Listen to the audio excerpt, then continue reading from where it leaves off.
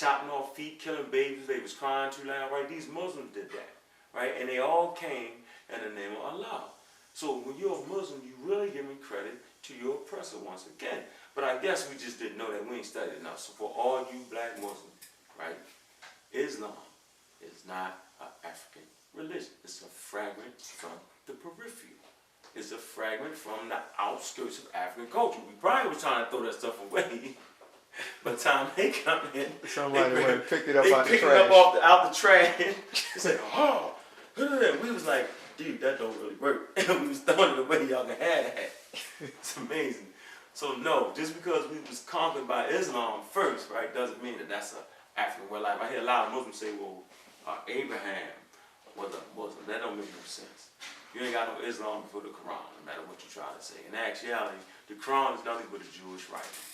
You go to Walter Williams, he'll tell you that the Quran is Jewish writing. All the stories that you find in the Quran, you can find in the Bible. But for sure. Do we need, I mean, we say God for the lack of a better word, right, but don't we need a God concept? You need something. But whatever it is you need, it damn straight better be getting you out of the situation you in. That's the point. Whatever it is you think you need, it better be getting you out of the situation you in.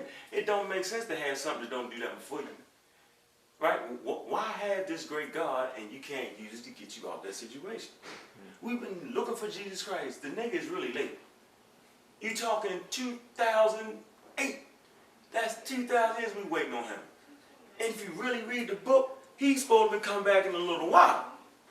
You know what I'm saying? You read the book of Revelation and say, I'll be back in a little while. If I'm coming to you and say, yo man, I'll be back in a little while, and I come 2,000 years later, you're going to say, man, you late. You said you'd be back in a little while. So the truth of the matter is, whatever we need to make up concepts, ideas. We need to make a spirituality that protects us against the things that oppress us. We need to make up a culture, form a language, right, that keeps us informed and instructed on how to diffuse the thing that's killing us. We need to construct ideas, institutions, and languages that will help us control and maintain our natural resources. Because it's through these resources we can use to build our culture. It's through these resources we can use to feed our babies. That's like number one law of nature, survival. If you're not controlling those components that control your survival, then you're depending on somebody else for your survival. And who are we depending on for our own survival? The very thing that put us in that situation in the first place. The very thing that's oppressing us from the beginning. We're depending on them for our survival. We don't grow out food anymore. We don't have. If we talk about a revolution, if they close down the food markets, what we're gonna eat?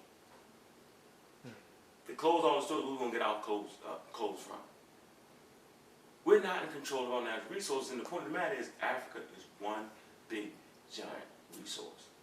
I mean, whatever it was, right, that allowed us to have that much natural resource, we need to figure out what it was. We need to give back and get control of natural resources. If you look at India today, right, they're in control of their natural resources. I mean, they like a world power now.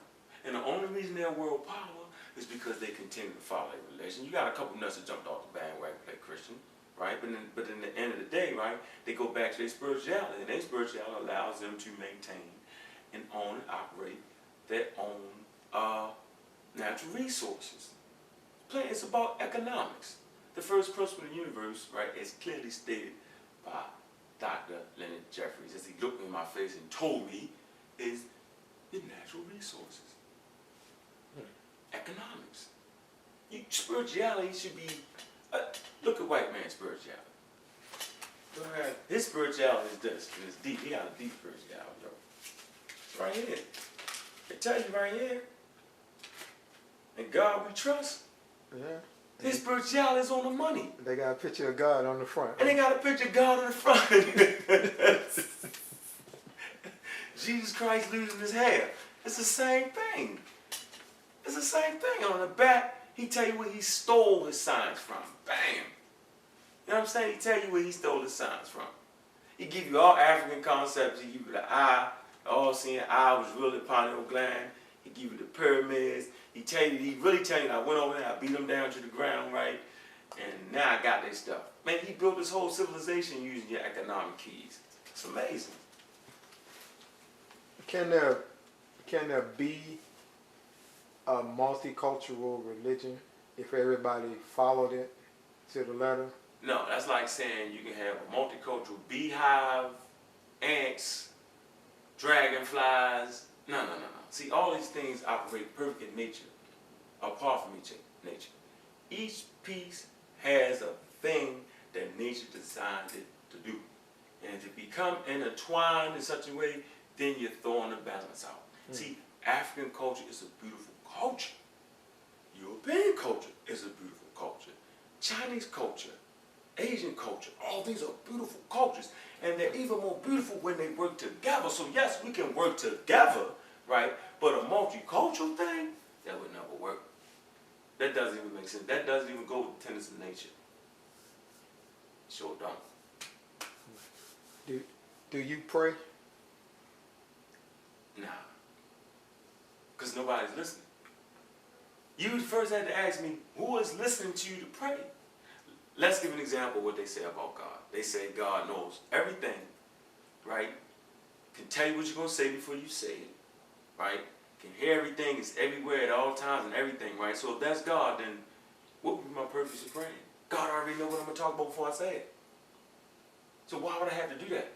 All I would ever have to do is have an action, right, that's in conjunction with the survival of my people, right? Or help me control my natural resources. But to actually sit there and pray to something, like what would we really pray to?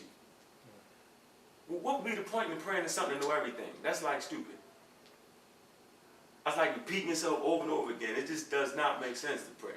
Now, the question we ask, will I meditate? But of course I would meditate. Praying is the act of speaking and making noises, right? Meditation is the act of being quiet, listening to the signs and symbols of nature. You know, sitting back, feeling what's going on around you. It's an inner piece, an inner expression. White people pray because they didn't know what the hell they was doing. They was making a lot of noise.